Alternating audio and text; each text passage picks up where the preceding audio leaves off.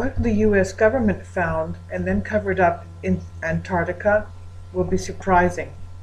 An article October 21st in Telehub. There's evidence that warm waters and life exist in the Antarctic. Is this evidence of the hollow earth? It's an article by Shepherd Ambelas. It's an amazing story everybody should know. And it's been a cover-up for many years. One of the most compelling accounts is this one. Operation Highjump put nearly 5,000 U.S. military personnel, along with every resource available to the Navy's disposal, in the hands of Admiral Richard Byrd, the operations leader of the U.S. naval mission into the Antarctic.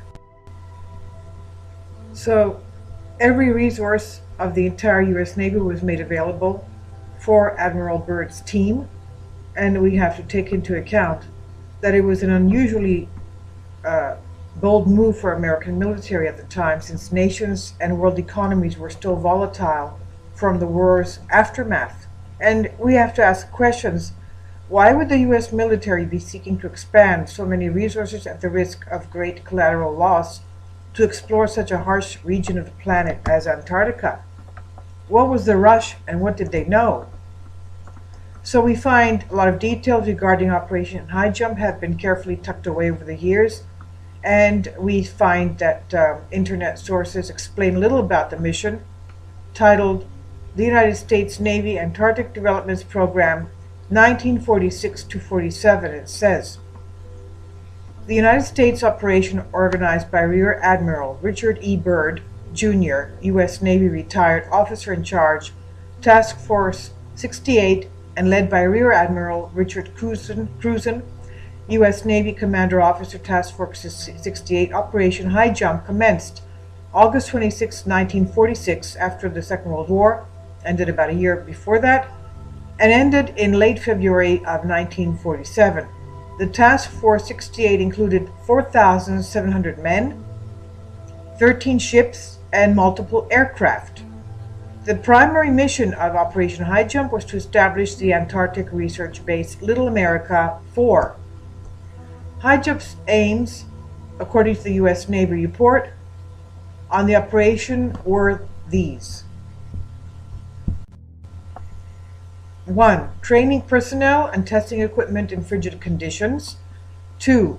Consolidating and extending United States sovereignty over the largest practicable area of the Antarctic continent. This was publicly denied as a goal even before the expedition ended. 3. Determining the feasibility of establishing, maintaining, and utilizing bases in the Antarctic and investigating possible base sites.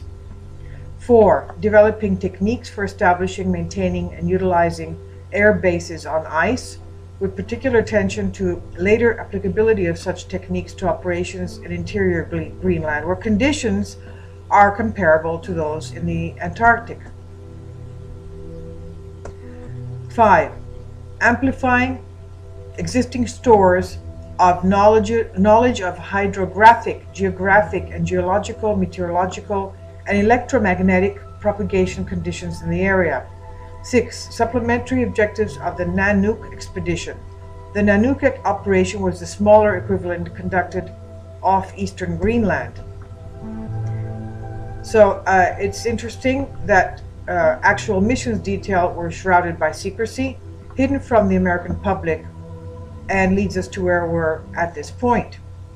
Excerpts from the report entitled The Antarctica Enigma reads,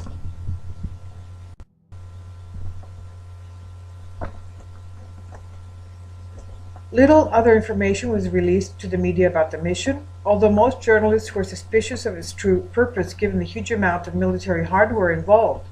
The U.S. Navy also strongly emphasized that Operation Highjump was going to be a Navy show. Admiral Ramsey preliminary orders of August 26, 1946 stated that the Chief of Naval Operations will deal with other government agencies, and that no diplomatic negotiations are required. No foreign observers will be accepted. Not exactly an invitation to scrutiny, even from other arms of the government. Admiral Byrd was a strategic choices, he was a national hero to the Americans. He had pioneered the technology that would be a foundation for modern polar exploration and investigation, had been repeatedly decorated and had undertaken many expeditions to Antarctica, and was also the first man to fly over both poles, north and south. However, the task force itself remained strictly under the military command of Rear Admiral Richard Cruzen. Unfortunately, the ship's central group entered the ice pack of the Ross Sea on December 31st, 46, and found conditions as bad as had been noted for over a century. Sea breakers such as the U.S. CGC Burton Island, a ship that had only recently been commissioned and was still undergoing sea trials off the California coast when Operation Highjump was launched, fought to cut away through the ice to help the men land. Richard Cruzen was one of the few men to have located at several Oases. So these several Oasis locations were the actual real reason the expedition team was sent there in the first place, although at the time only those with a top secret clearance would truly know the mission's true objective. An excerpt from the Davies County Historical Society reads, according to a Navy report, 1,000 miles off new coastline was discovered on exploratory trips by the Bear and Byrd seaplane. Commented by Secretary of the Navy Frank Knox for his superior seamanship, ability, courage, determination, efficiency, and good judgment in dangerous emergencies, Cruzen was one of the 16 members of the 1939-41 expedition who received the Antarctic Expedition Medal, presented in November 46. On December 2nd of 46, Cruzen once more set sail for the Antarctic continent, this time a task force commander under Admiral Byrd of the Navy's Antarctic Development Project, also known as Operation Highjump.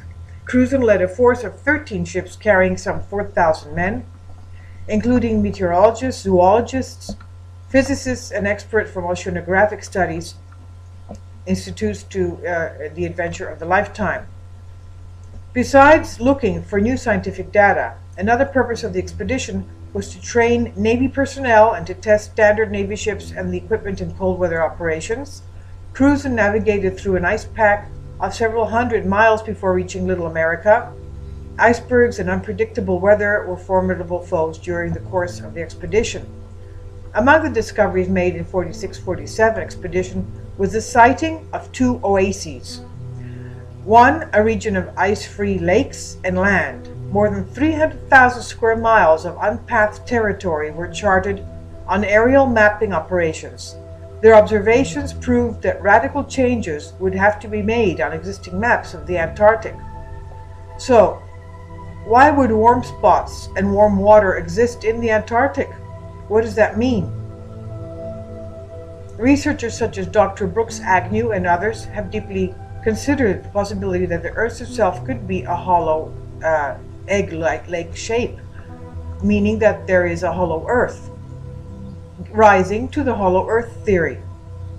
Although this theory seems hard to comprehend because we've been told exactly the opposite our entire lives in school and so on. So what if the Earth was hollow? Would that be possible? And is there evidence to back this up? And the answer is yes. Evidence shows that the Earth rings like a bell after an earthquake for a period of up to about 60 minutes.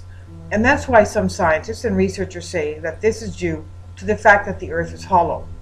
If the Earth had a solid core, then the earthquake happened, when the earthquake happened, it would likely absorb all of the vibration and not resonate it like a bell. This is just one detail that should open our minds to the possibility that the planet is hollow. Virtually every culture and civilization across the planet throughout the ages has documented what appears to be the existence of a hollow Earth. According to Dr. Brooks Agnew, a hollow Earth is a very real possibility. Agnew has focused his studies on the North Pole region.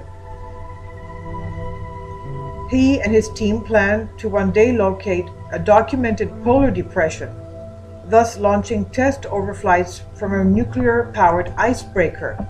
Brooks and his team plan a scientific expedition to the brim of the hollow Earth, which proves to be unsuccessful at this time due to a lack of his funding.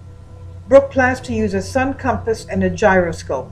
above the 60th parallel to get accurate measurements of the oceanic depression. If the rate of change begins to increase, then likely the team would be entering the long elusive polar depression, which has been reported by ancient Viking explorers and modern day seamen alike. Agnew talks about the formation of planets, Sir Isaac Newton, difference between thick and thin crust physics, zero gravity, and more, on various interviews that he's made. And we also have this wonderful mystery of what happened to the reindeer that the Norwegian whalers left on Antarctica over 100 years ago. They did not believe that the reindeer would live. However, 100 years later, they're thriving and nobody can get rid of them. It's a mystery how they survive in the Antarctic. We also have to remember the recent scientific experiments that the International Space Station crew had conducted in space when they were conducting the water experiments. They would have a drop of water which would take on a circular shape, and when they introduced little particles of orange peels inside, the orange peels would come and float onto the surface of the water bubble, leaving the weight, showing that the heavy weight of the items floated to the surface and were not found in the center. And this confused them because they believed that they would stay in the center of the water bubble. So that's a small type of an example of what would happen in a planet, a body of a planet, where the crust or heavy elements would come and float towards the surface of the planet. I'll leave a link below for you for this article.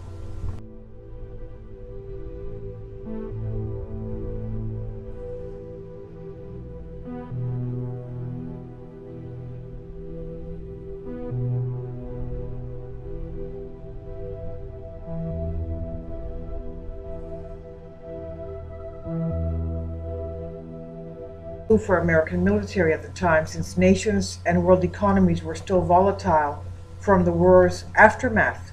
And we have to ask questions. Why would the US military be seeking to expand so many resources at the risk of great collateral loss to explore such a harsh region of the planet as Antarctica? What was the rush and what did they know? So we find a lot of details regarding Operation Highjump have been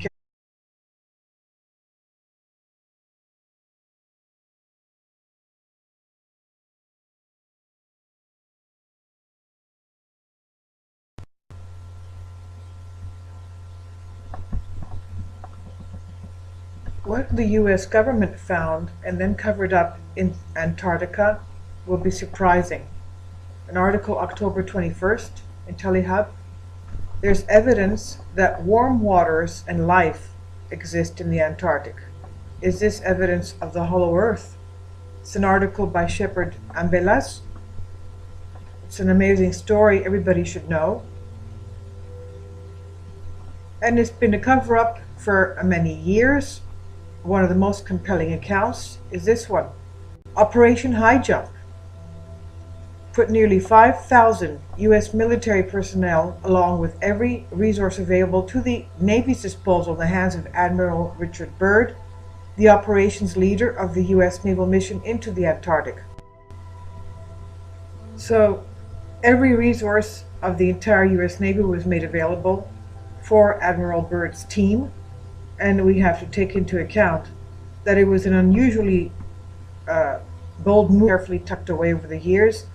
And we find that internet sources explain little about the mission, titled The United States Navy Antarctic Developments Program 1946 to 47. It says, the United States operation organized by Rear Admiral Richard E. Byrd, Jr., U.S. Navy retired officer in charge, Task Force 68, and led by Rear